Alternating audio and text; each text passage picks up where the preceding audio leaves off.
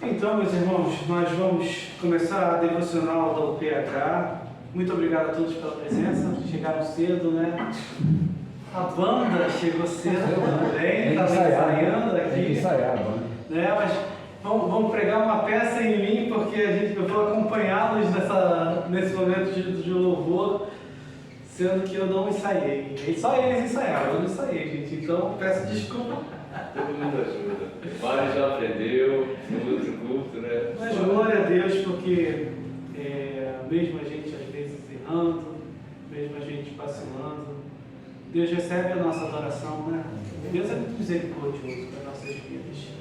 Mesmo a gente estando muito aquém do que é esperado, daquilo que a gente tem de potencialidade para ser feito, Deus nos perdoa, Deus nos consola, e nós estamos aqui para lembrar disso, de que nós não somos nada sem o Espírito Santo que habita em nós, que nos capacita e nos perdoa.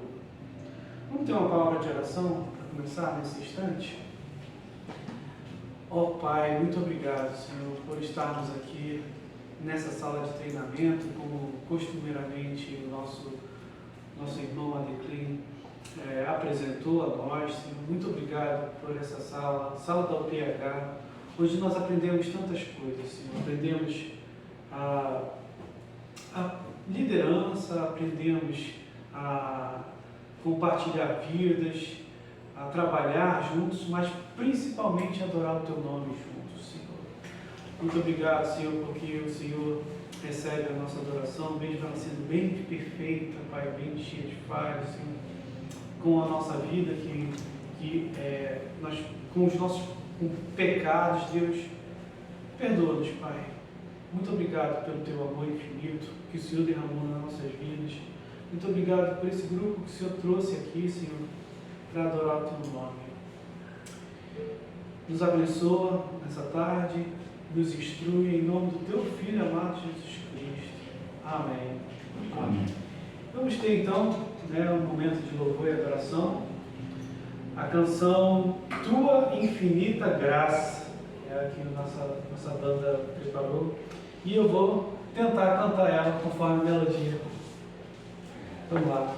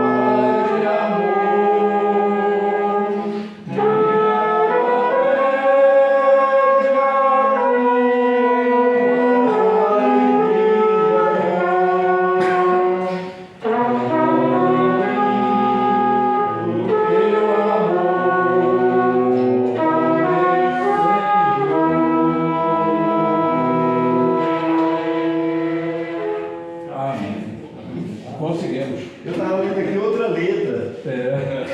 Faz a mesma música e a mesma coisa, só que é uma versão diferente. Eu passei a letra para o PH só.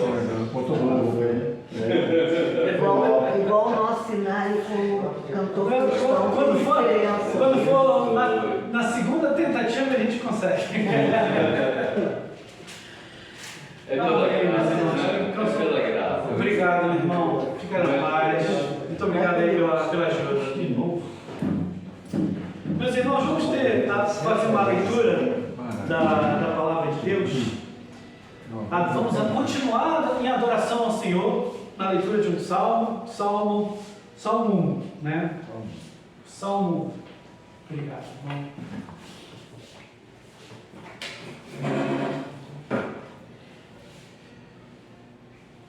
Podemos ler todos juntos? Qual salmo? Salmo 1. Salmo 1.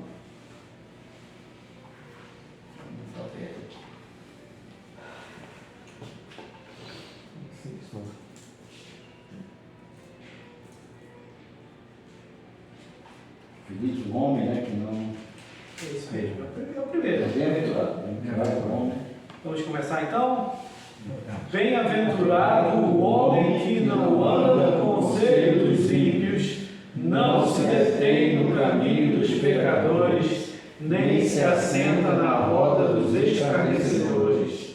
Antes o seu prazer está na lei do Senhor, e na sua lei medita de dia e de noite. Ele é como uma árvore plantada junto à corrente de águas, que no devido tempo dá o seu fruto, e cuja folhagem não murcha, e tudo quanto ele faz será bem sucedido. Os ímpios não são assim, são porém como a palha que o vento dispersa. Por isso os perversos não prevalecerão no juízo, nem os pecadores na congregação dos justos. Pois o Senhor conhece o caminho dos justos, mas o caminho dos ímpios perecerá. Amém. Amém. Amém. Gosto muito desse salmo. Para quem não sabe, esse é o salmo que basicamente é a apresentação de todos os 150 salmos, né, que a gente tem guardado aqui nas escrituras, e ele tem realmente essa ênfase, né, em colocar realmente o prazer na lei do Senhor e na sua lei meditar dia e noite. Precisamos lembrar que o salmista, né, escreveu isso na época do Antigo Testamento, quando ainda não tinha sido revelado a nova aliança, que é a vida do Senhor Jesus Cristo, e já manifestava o prazer de seguir a lei do Senhor. E o nosso prazer é pleno, porque além da lei do Senhor nós temos alguém que cumpriu a lei perfeitamente, não falhou e ofereceu a sua vida em sacrifício por nós, e é por isso que nós podemos dizer que nós temos prazer em vir a este lugar e adorá-los a Ele com as nossas vidas e as nossas vozes, né? Nós vamos passar agora a um momento de edificação, meus irmãos. A pessoa que vai trazer a palavra sou eu, né? Deus tenha misericórdia da minha vida. Eu queria chamar... Você se convidou, meu irmão? Eu me convidei. Você aceitou? Você Vejo que de país. primeira? E para não parecer que foi tudo eu vou chamar o nosso irmão aqui para fazer uma oração. Conferência internacional. Fazer uma oração para a gente ser direcionado pela palavra, a começar por mim, meu irmão. A começar por mim. Amém. Vamos Né? orar, vamos orar. Mensagem muito importante. Senhor nosso Deus e Pai, nós queremos nos colocar, Senhor, nas Tuas mãos. Colocar na Tua mão, Senhor, nosso coração, nossas mentes, Pai, para que nós possamos estar abertos à Tua palavra, que a Tua mensagem, Senhor, que é de Teu espiritual, Pai, possa ser compreendida espiritualmente, Pai. Isso só pode ocorrer, Senhor, com o auxílio do Teu Espírito Santo em nós. Então, nós rogamos, Pai, te pedimos misericórdia, Senhor, para que o Senhor possa agir em nós no sentido de nos dar mais compreensão, nos dar mais coração atento às tuas palavras, entendendo no fundo do nosso ser aquilo que o Senhor quer nos dizer, aquilo que nós precisamos aprender. Retira de nós, Pai, qualquer obstáculo, qualquer dificuldade que nós tenhamos, ou por dureza de coração, ou por desvio de raciocínio, Pai. Limpa-nos, Senhor, com a tua bondade, Pai, com a tua misericórdia, Pai, e nos dá um espírito aberto à tua mensagem, Pai. Não só para compreendê-la, mas para vivê-la, para nos apegarmos a ela, Pai, como luz, como caminho, como direção, Pai. Esteja conosco, muito obrigado por estarmos aqui, sabemos que o Senhor nos trouxe, que o Senhor possa também estar cuidando de todos os nossos membros que não puderam estar aqui ou que ainda estão a caminho, que sejamos abençoados. E dá-nos, Senhor, também, e prepara os nossos corações, Pai, para a tarefa que temos que fazer, para o louvor e honra do Teu reino. Em nome de Jesus agradecemos. Amém.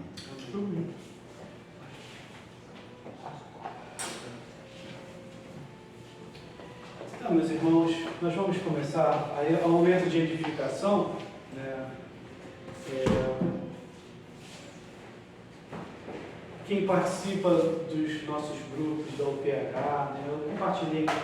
Eu andei compartilhando com vocês recentemente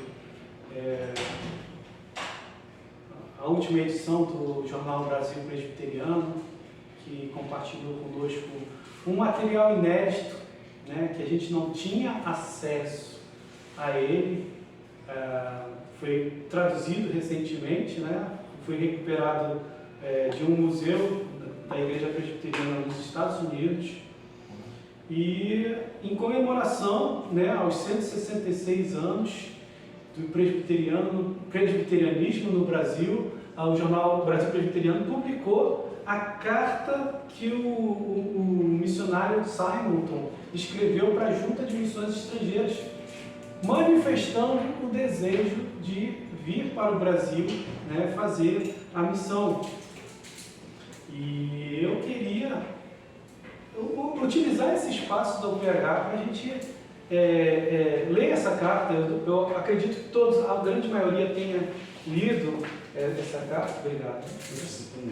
Obrigado. Estou querendo para não mexer. Obrigado.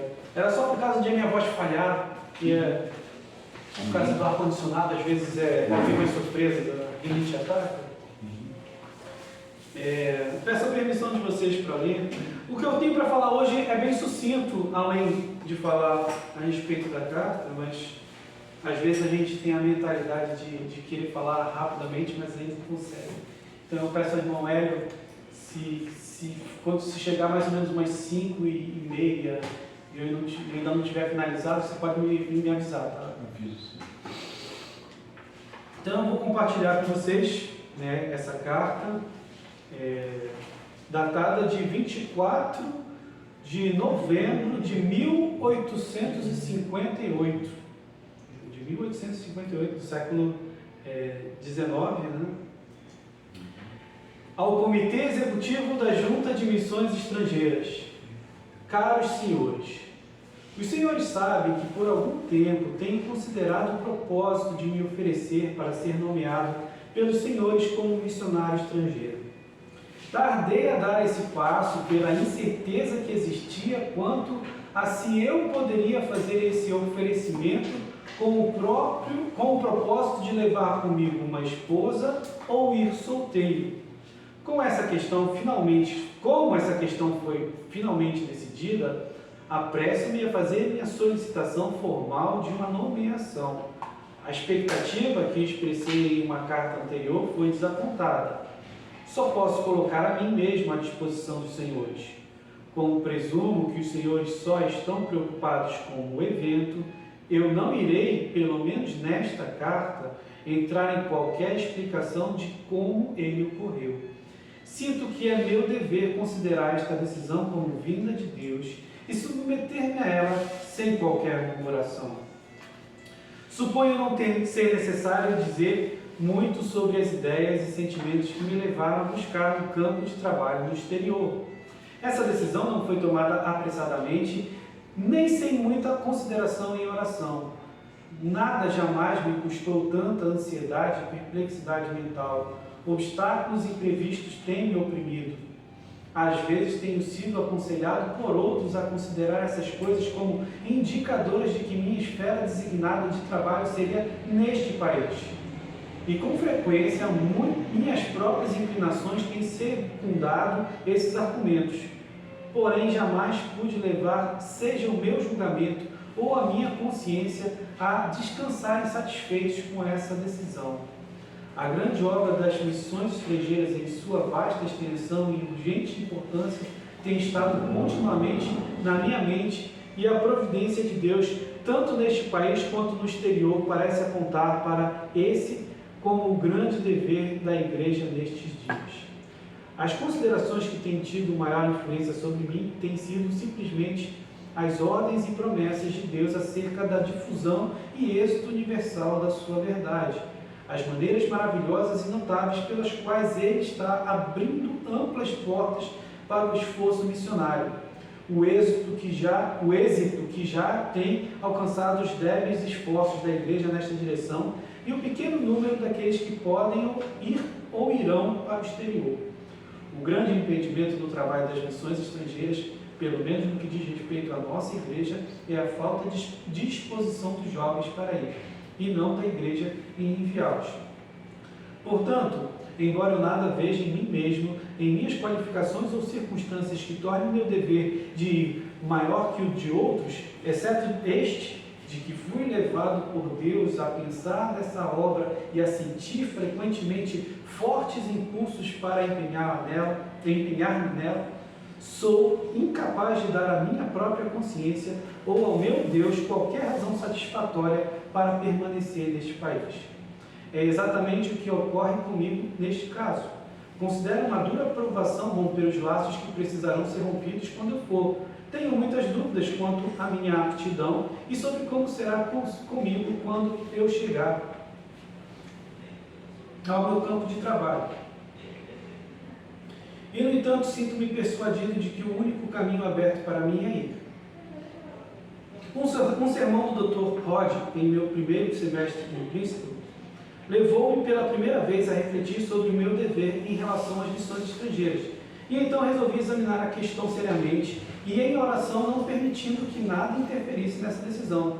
3 anos se passaram e, embora eu não tenha aquela segurança que desejo ter, todavia estou convicto de que, agindo no temor de Deus e para a sua glória, eu preciso consentir em ir. Quanto a um campo de trabalho, minhas preferências não estão tão decididas de modo a inclinar-me para insistir nelas diante da junta. Não coloco muita confiança em minha capacidade de julgar quanto à minha aptidão para qualquer posto ou posto em particular. Todavia, para sua informação, declararei minhas ideias e inclinações na medida em que estão decididas. A América do Sul tem por mais tempo ocupado a minha atenção. Com base na sua posição, ela parece-me apelar à igreja americana pelo verdadeiro evangelho. Ela tem sido esquecida por longo tempo e agora parece ser a hora de, ao menos, começar o trabalho, quando tão rápidos melhoramentos estão sendo realizados para promover os seus interesses, tanto materiais quanto intelectuais, e antes que a infidelidade suplante a superstição. Portanto, visto que a junta tem sido levada a pensar no Brasil como um novo campo missionário, sinto-me fortemente inclinado para ele. Sei que uma nova missão no Rio de Janeiro provavelmente irá se deparar com dificuldades e obstáculos incomuns, e que não sou suficiente para tal trabalho, mas não creio que estou sendo convocado para falar sobre essas coisas. Confio que não dependo de minha própria força e, além disso, desejo submeter essa questão ao juízo e sadia deliberação do comitê. É meu desejo que os senhores façam qualquer investigação quanto às minhas qualificações de todo tipo e exerçam o seu melhor juízo, seja em me nomear ou me rejeitar para esse posto. quanto à questão geral de propriedade de estabelecer essa nova missão, quanto outras já plantadas estão clamando tão alto por reforços. Ainda menos cabe a mim decidir. Todavia, eu não teria qualquer dificuldade em ir para o Brasil na medida em que nosso mestre nos ordenou pregar o Evangelho a toda nação e a toda criatura.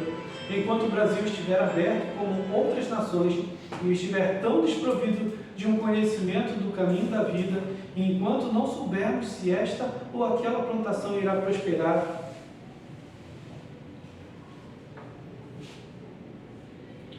ou ambas sejam igualmente boas. Quero dizer que quando Deus, em sua providência, abre plenamente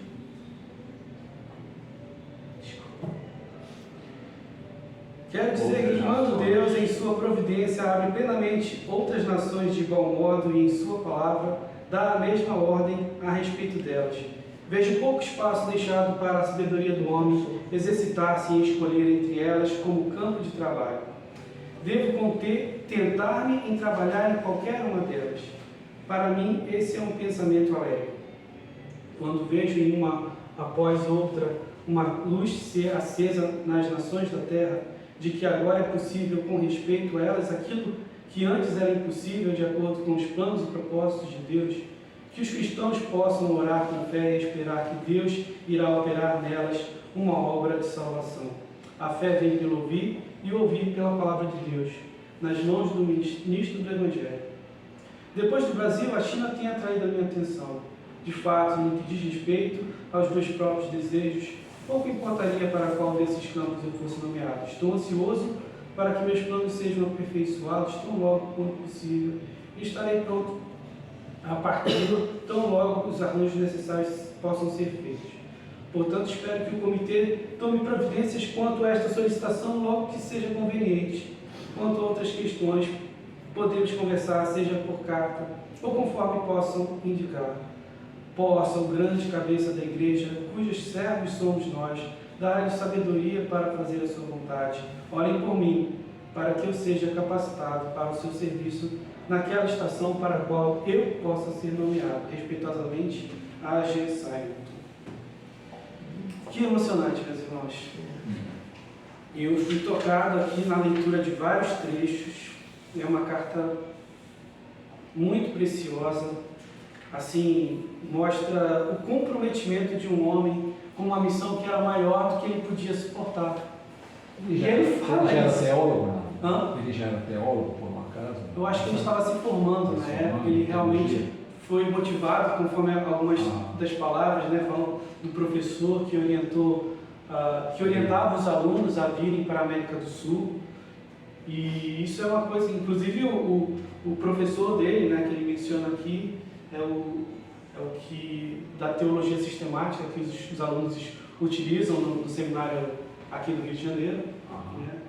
Mas que coisa bonita de se ver, né? De ver um coração totalmente comprometido com a obra missionária e ver que ele realmente, mesmo com as suas dúvidas, eu tinha várias observações para serem feitas, mas eu acho que a leitura ela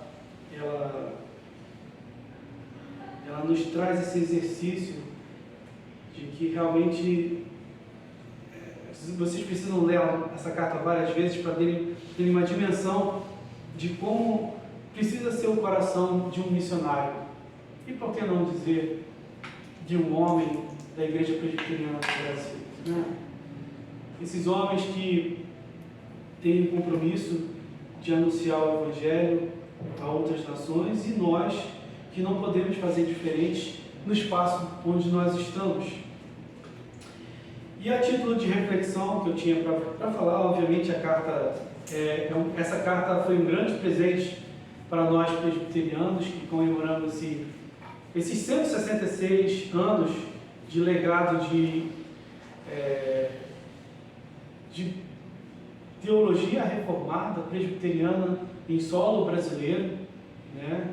E a grandiosidade do que foi colhido, né, mediante um trabalho que foi iniciado por um homem, né, por uma família, e que Deus fez prosperar ao longo dos anos. E quem já teve a oportunidade de ler a história de vida dele, ele não teve um longo ministério.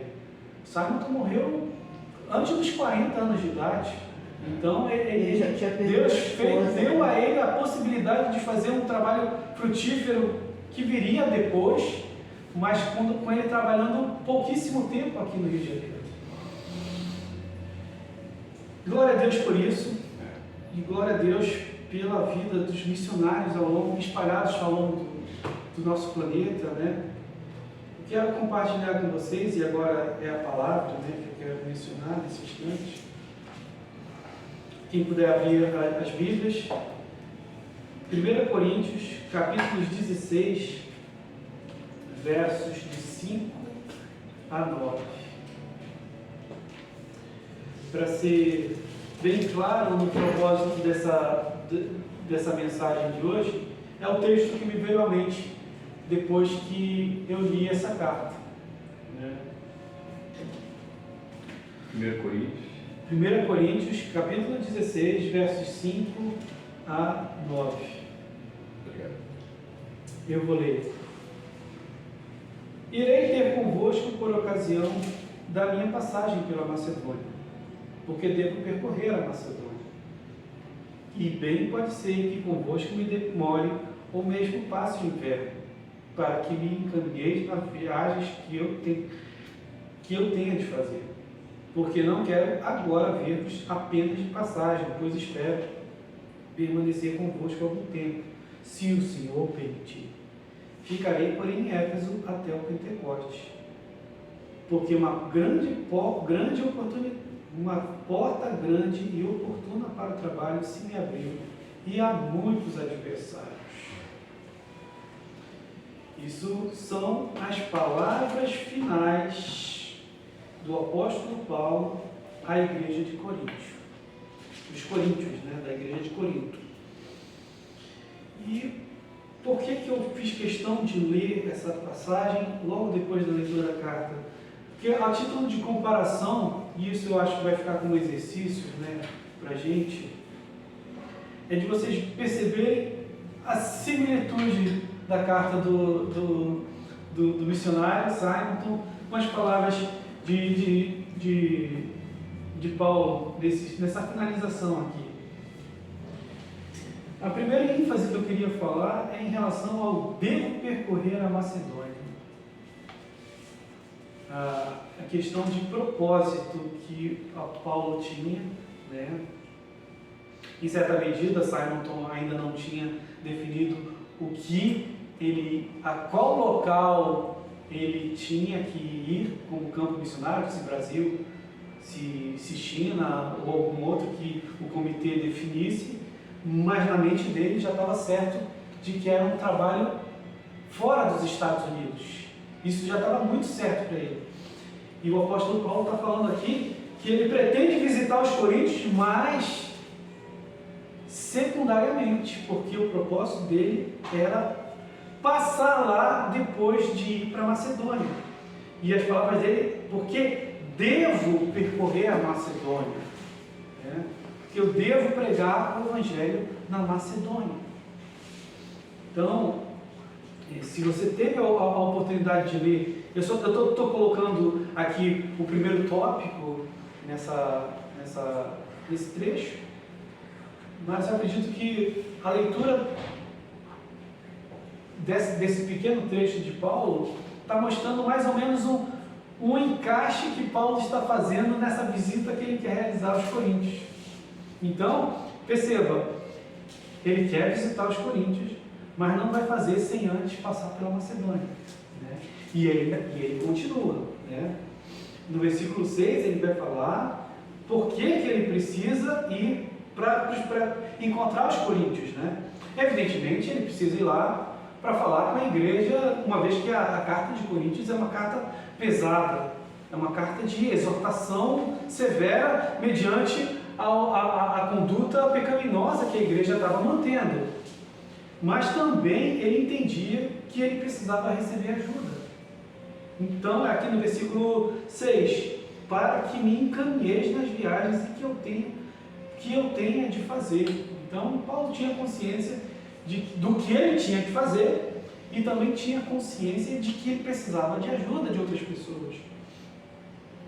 Às vezes a gente vê Paulo pregando, né, nas Escrituras, trazendo o Evangelho, e todo esse conteúdo teológico que a gente encontra, e pensar, poxa, Paulo é incrível, era quase um super apóstolo mesmo, mas Paulo estava sempre muito bem assessorado de irmãos.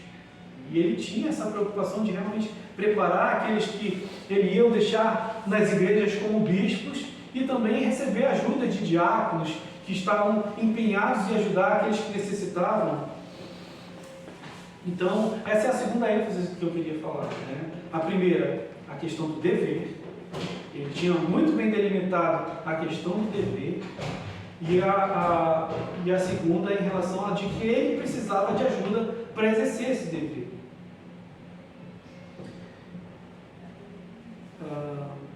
E aqui no versículo 7, né?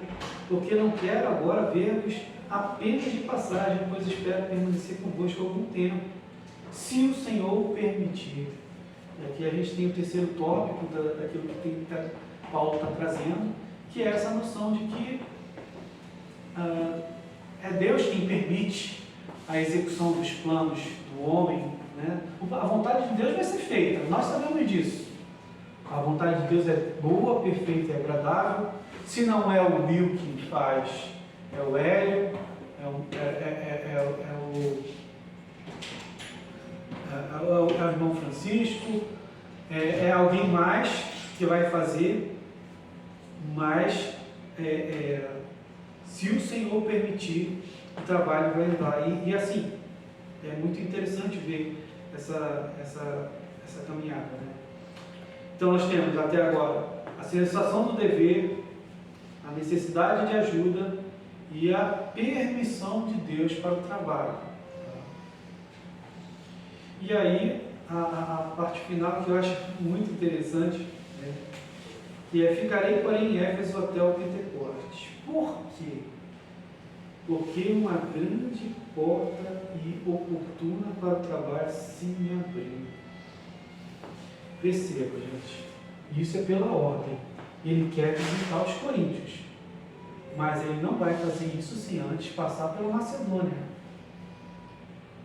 Mas antes disso, antes da Macedônia, ele vai permanecer até o Pentecostes em Éfeso. Por quê? Por causa dessa oportunidade que se abriu para ele.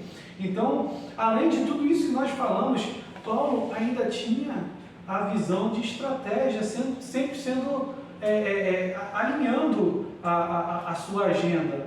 Então, ele conseguia, perceba, nesses três objetivos, Corinto, Macedônia e Éfeso, ele fez uma arrumação onde o desejo dele era botado em segundo plano. Então, ele sentiu no coração que realmente ele tinha que seguir essa oportunidade, e após Macedônia e após os coríntios. E como é essa oportunidade, né? A gente pensa assim, mas peraí, se ele viu uma oportunidade, é porque essa oportunidade ofereceu facilitações para ele. Então ele está vendo ali que naquele momento a pregação vai ser próspera e não vai haver nenhum impedimento. E não é assim que o texto termina, infelizmente. E há muitos adversários. Então, a oportunidade havia, mas as dificuldades não eram menores. Então, a gente tem essas lições aí nesse texto que eu queria compartilhar com vocês. E Paulo jamais se intimidava por um bom combate, né, como ele gostava de falar, onde ele realmente via a necessidade de aproveitar a oportunidade, mas também com empenho e luta, né? Então, a mensagem que eu queria trazer para vocês, né, é basicamente essa: a sensação do dever, a necessidade de receber ajuda,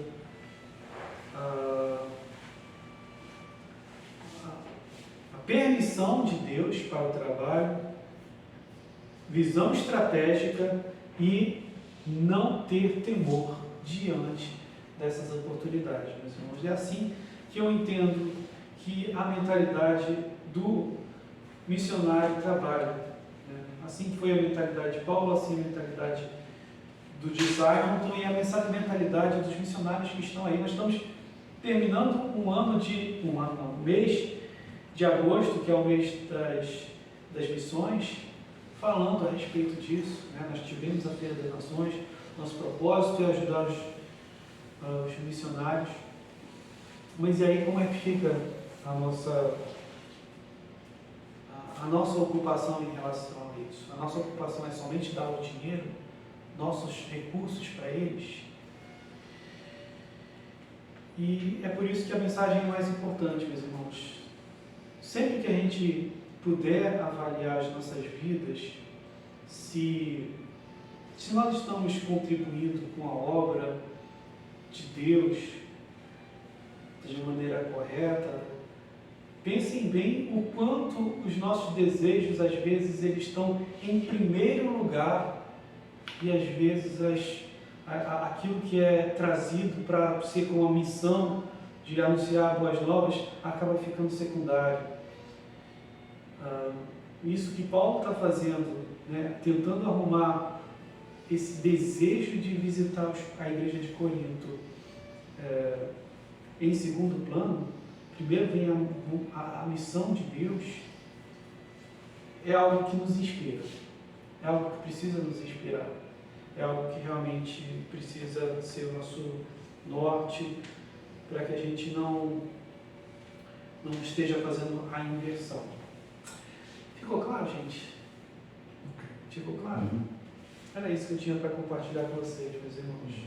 Estamos em tempo, meu irmão? Tá, falta 10 minutos. Então vamos fazer uma oração para a gente encerrar. Que bom que eu consegui falar pouco. Às vezes eu acabo me enrolando, né? Mas eu reforço aqui, meus irmãos, quanto à igreja presbiteriana, tem muitos desses irmãos que tiveram uma vida de empenho à causa do Evangelho e que nos inspiram, né, a sermos diferentes do que nós temos vivido, nos inspire a ser mais compromissados com o reino de Deus e, à medida do possível, a gente não deixar as nossas próprias vontades, nossos próprios desejos tomarem conta e serem aquilo que é o nosso norte, né? Vamos orar para o Senhor. Ó Pai, obrigado, Senhor, por essa palavra. Obrigado porque o Senhor falou ao nosso coração, Pai. Obrigado, Pai, porque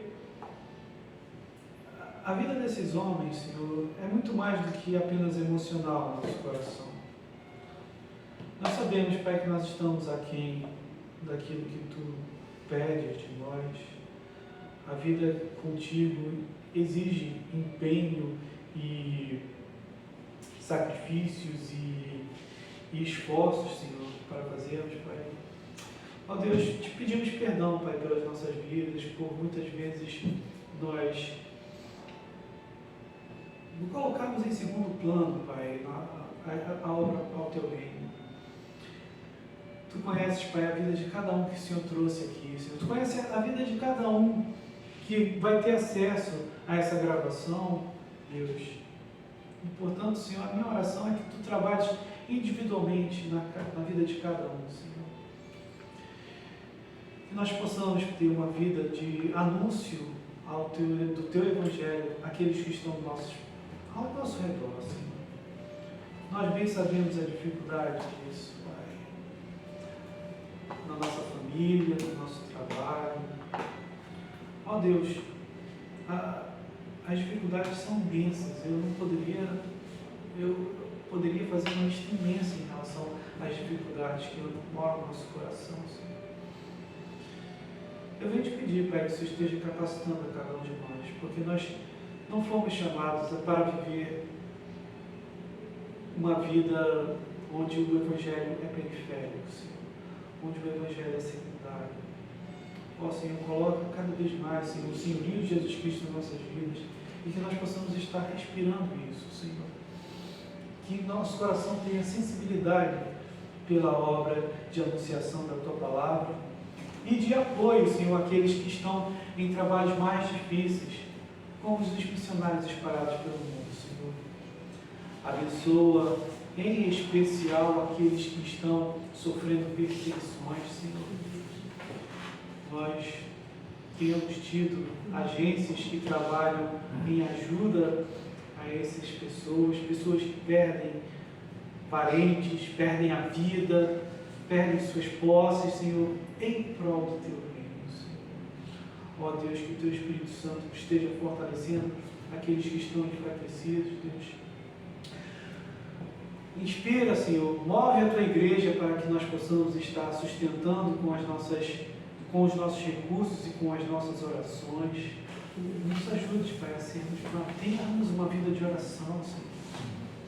A começar para que nós possamos ter uma vida avivada, Senhor, para a Tua obra, Senhor, avivada para o Teu Evangelho.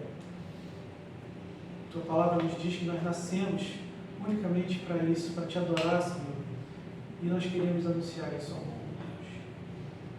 Muito obrigado pelos grandes exemplos que o Senhor colocou na Tua palavra para nos inspirar, Senhor, na história da Tua igreja para nos inspirar. E eu creio, Pai, que o Senhor levantará homens que farão toda a diferença, Pai, no nosso meio, para que a Tua obra continue, Senhor, e persista até a Tua volta. É isso que eu te oro, no nome santo do Senhor Jesus. Amém. Amém. Amém, meus irmãos. Amém. Pegando aqui a água que me trouxe. Quem tinha tido a oportunidade de ler a carta? Não, Muito bonita a carta, né? muito. É isso, meus irmãos. Estamos finalizando a nossa reunião, mas precisamos fazer alguns anúncios.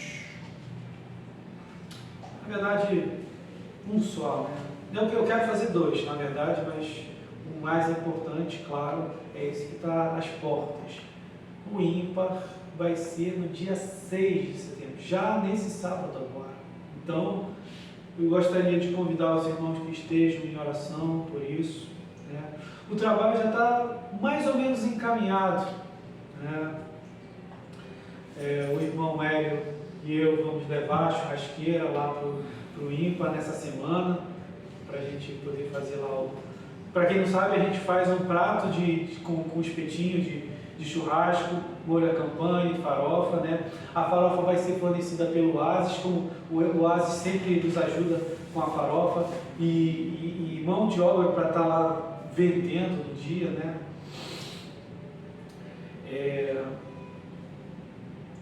A gente vai comprar aquilo que é necessário, o Adeclay também vai comprar, né, a carne que vai ser levada no dia. Mas a gente precisa de pessoas para estar ajudando lá, tá? Então, Como é que está as finanças? as finanças estão tudo tranquilo. Porque o que acontece? Carne encareceu bastante, né? Carne é muito caro. Mas a gente tem feito uma parceria com o conselho, né? O Charles está com um diálogo em relação a isso. Então, para suprir a carne, a gente está indo com o conselho e a APAI, né? Então, eles estão dividindo os custos para fornecer. Essa aqui é a parte mais cara, né? A UPH está entrando com a própria verba, né, daqui da igreja para comprar tomate, cebola, para fazer o molho à campanha. O Adeclay recebeu 5 quilos de doação de arroz para fazer, né, o arroz para ser servido lá. E ao que tudo indica, está tudo ok. Então a gente só precisa realmente mover os corações para estar lá no dia, né? Mas aí, e se tiver muita gente ali e não der... A gente faz uma arrumação lá, gente. Uma hora fica um grupo, um tempo, outra pessoa fica passeando por lá, querendo comer, faz um lanche, né? E depois, quando faz uma pequena escala, a gente faz ali, né?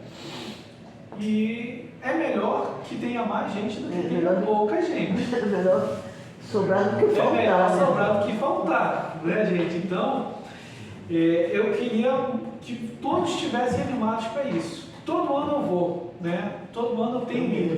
Todo ano, assim, parece que eu vou há muito tempo, mas eu acredito que já tem uns 3, 4 anos que eu sempre tenho ido, né, para ajudar.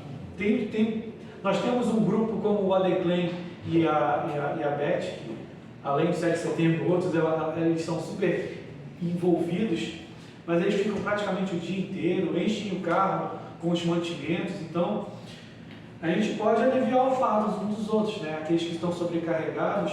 Então eu queria pedir a ajuda de vocês para que a gente possa estar fazendo um trabalho mais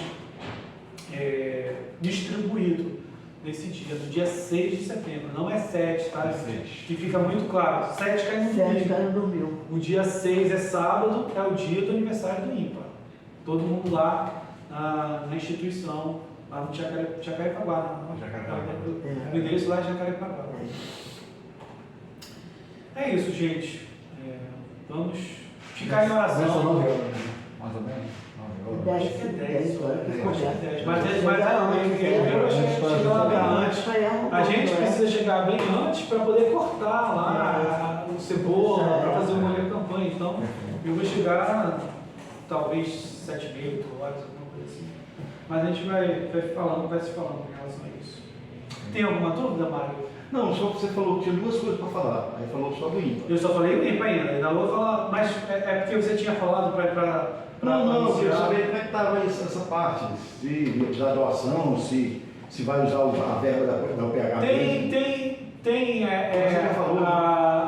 a questão do salsichão, né, que a gente também costuma levar, parece que a junta diaconal vai doar, parece.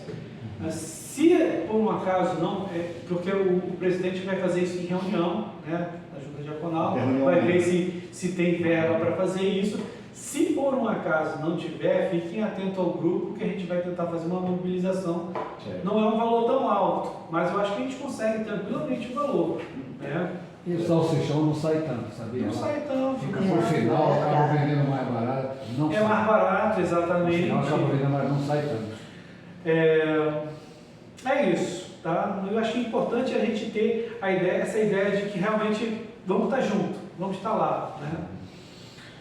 E o outro, gente, eu já falei algumas vezes aqui, eu acho que eu já falei mais no grupo da federação. Eu sei que é difícil, né? Mas tem Congresso Nacional da UPH no ano que vem. Vai ser em Natal, essa que é a grande dificuldade. É em Natal. Então, para que fique muito claro, para aqueles que por um acaso queiram ir, a despesa é um pouquinho alta. É 1.300 de hospedagem, mais alimentação lá, né? E a passagem de avião, que é relativamente alta. O último orçamento que eu fiz estava 2.500. Então, o valor, em média, está tudo, né? 3.800. Eu queria ir, mas eu peço oração aos irmãos para que Deus abra portas, tá? Qual é a data aí? Vai ser em abril, dia 17 a 22, eu acho. Tá? Para que Deus abra portas, para que eu consiga ir, né? No último congresso era mais em conta, né? Acho que foi no Espírito Santo que pelo Espírito Santo, era bem mais perto, mas só fui eu e o Marcos Letcosta, que nem é mais no presbitério. Ele voltou, agora está no presbitério do Rio de Janeiro. Ele está em São Cristóvão. Está em São Cristóvão agora. Então, a participação do Congresso Nacional geralmente tem sido baixa, né? Aqui no Rio, né, em 26, a Sexta-feira Santa vai ser dia 3 de abril, então é mais cedo. 3 de abril. E aí, que fica nessa semana, você está falando, dia 21 é uma terça-feira e é feriado. E dia 23 é uma quinta-feira e é feriado no Rio. Aqui no Rio. Mas a volta é antes, eu acho que é no dia 22, se não me engano. Pois é, então a gente tem. Seria do dia 17 até o 22. Tá entendendo? Então, fica aqui Fica um conveniente. convite para vocês Fica conveniente. vejam se há Só possibilidade cara, em termos de dinheiro para fazer essa representação.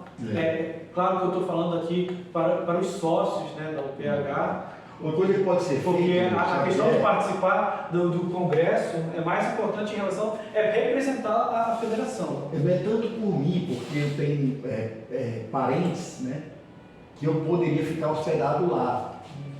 Mas uma ideia também por exemplo, em grupo, alugar desses Airbnb uma casa que compõe vários quartos, entendeu? E sai muito em conta essa parte aí de hospedagem. Né? Vizinho agora está direto. Agora, assim, se for para ficar no lugar que tenha café da manhã, aí eu escolho. Né? Porque aí cada um teria que pegar um Eu quarto. também eu gostaria de falar uma coisa que me passa através do coração. Assim.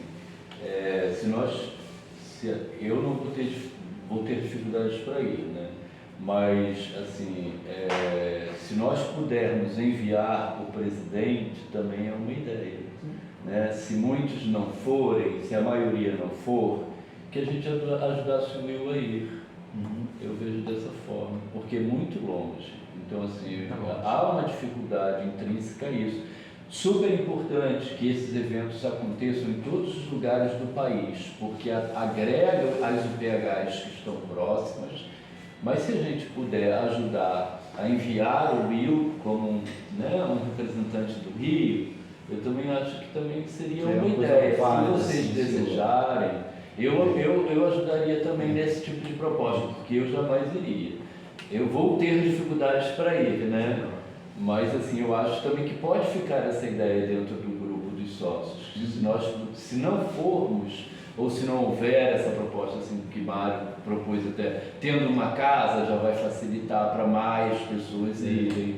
Então, assim, se ficassem mais de uma proposta no grupo, e aí aquela pelo menos que a gente conseguisse enviar o Will, né? Porque eu acho que Eu estou uma trabalhando possibilidade. algumas parcerias que possam ser feitas em relação a isso. O próprio sínodo já manifestou, sínodo que eu digo é do sínodo da UPH, né? Já andou sondando uma ajuda, uma pequena ajuda àqueles que vão, né? Então, fique em oração por isso, tá? Em relação por essa questão, eu agradeço a ideia do nosso irmão Hélio em relação a isso. Independente disso, meus irmãos, se podem ou não ir no ano que vem, eu queria incentivar cada sócio da UPH a ter o coração desejoso de participar disso, sabe? É muito bom, eu participei do último congresso, são assuntos muito pertinentes e é bom participar disso ao nível nacional. De lá vai sair a próxima diretoria, né, dos próximos 4 anos, e é importante a gente representar o nosso voto também, né, ali naquele lugar. E sem contar que é um momento de comunhão também lá. A gente vai rever muitos amigos, né? Maurício está indo, Maurício Duracesca, o Nelson Sumese vai. Tem uma turma que já andou confirmando. Então, são irmãos muito queridos e que eu tenho um prazer muito grande de trabalhar junto, né?